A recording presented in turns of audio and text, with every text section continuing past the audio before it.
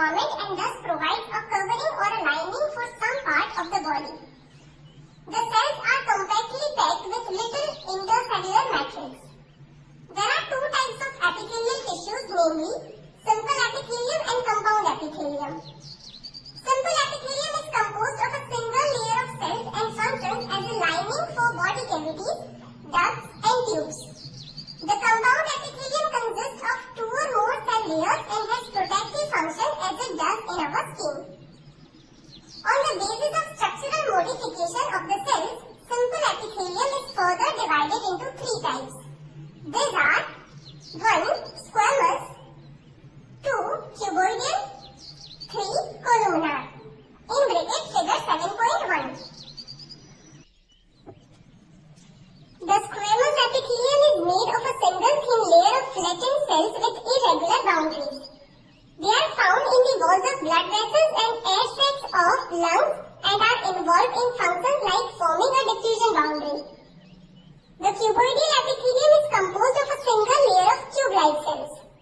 This is commonly found in ducts of glands and tubular parts of nephrons and kidneys, and its main functions are secretion and absorption.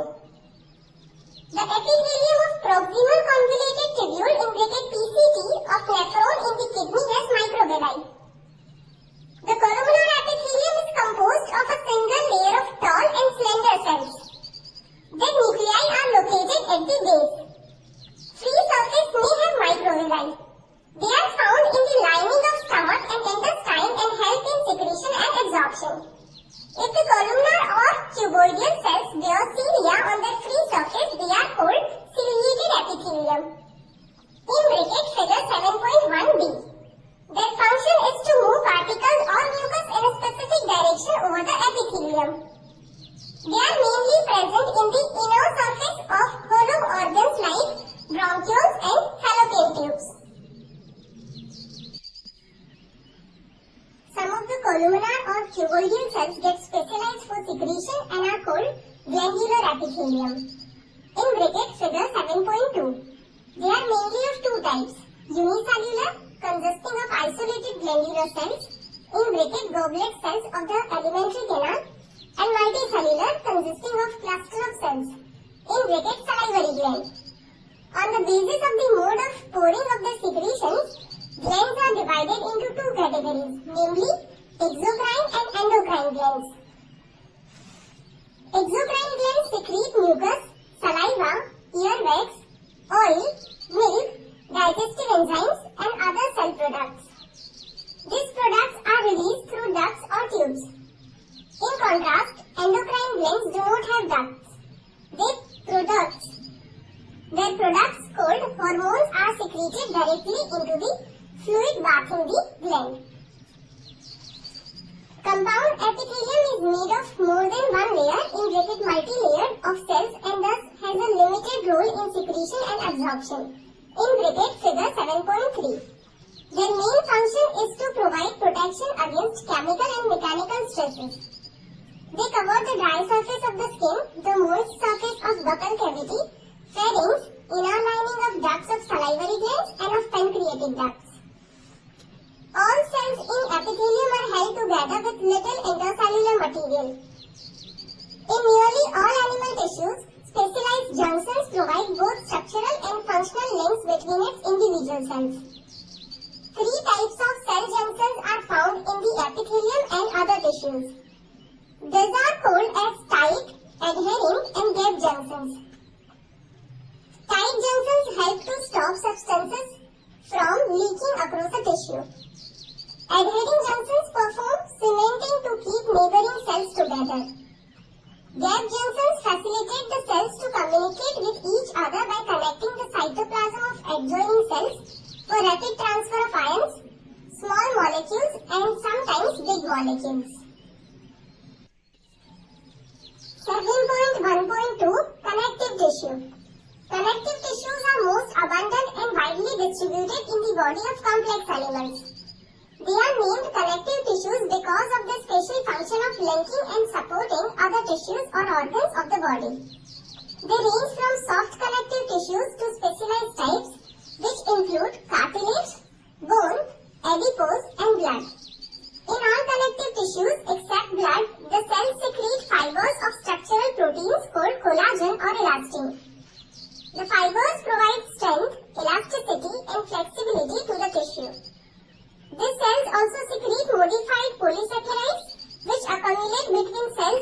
fibers and act as matrix. In bracket, ground substance.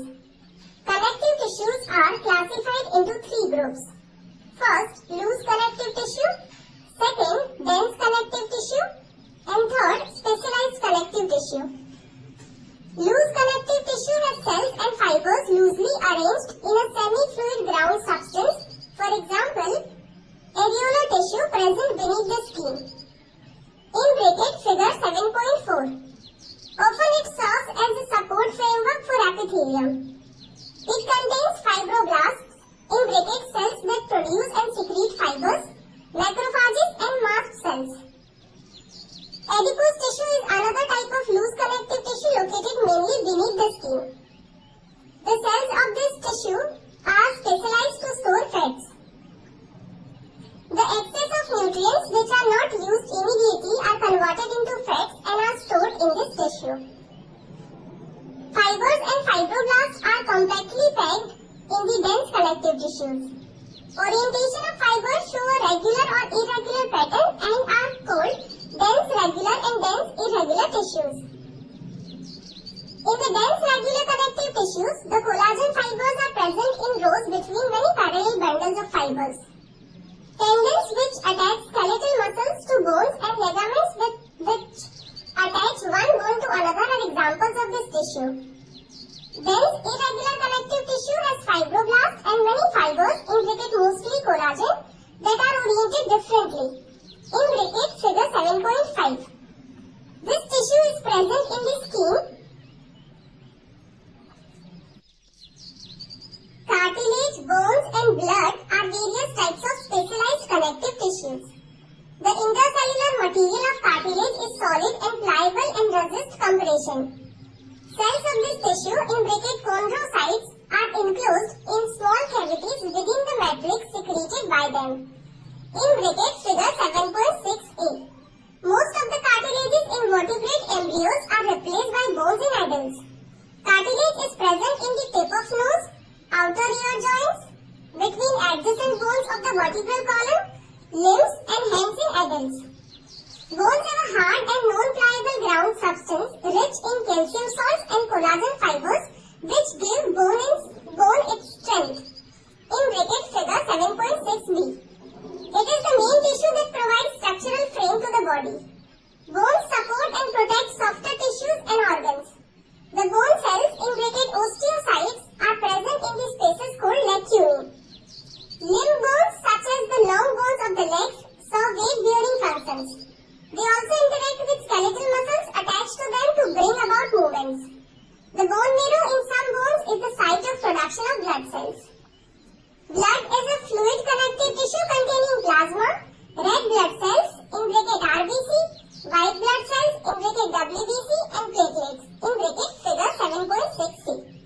It is the main circulating fluid that helps in the transport of various substances. You will learn more about blood in chapters 17 and 18. 7.1.3 Muscle tissue. Each muscle is made of many long cylindrical fibers arranged in parallel arrays. These fibers are composed of numerous fine fibrils called myofibrils. Muscle fibers contract, in bracket shorten, in response to stimulation, then relax, in bracket lengthen, and return to their uncontracted state in a coordinated fashion. The action moves the body to adjust to the changes in the environment and to maintain the positions of the various parts of the body. In general, muscles play an active role in all the movements of the body. Muscles are of three types: skeletal, smooth, and cardiac. Skeletal muscle tissue is closely attached to skeletal bones. In a typical muscle, such as the biceps, striate, in bracket striped, skeletal muscle fibers are bundled together in a parallel fashion.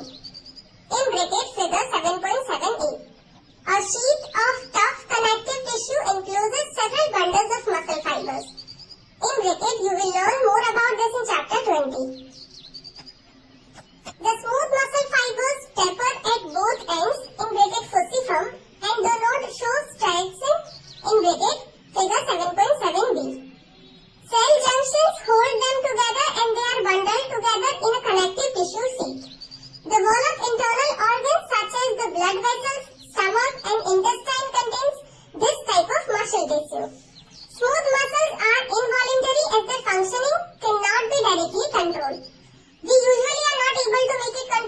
merely by thinking about it as we can do with skeletal muscles.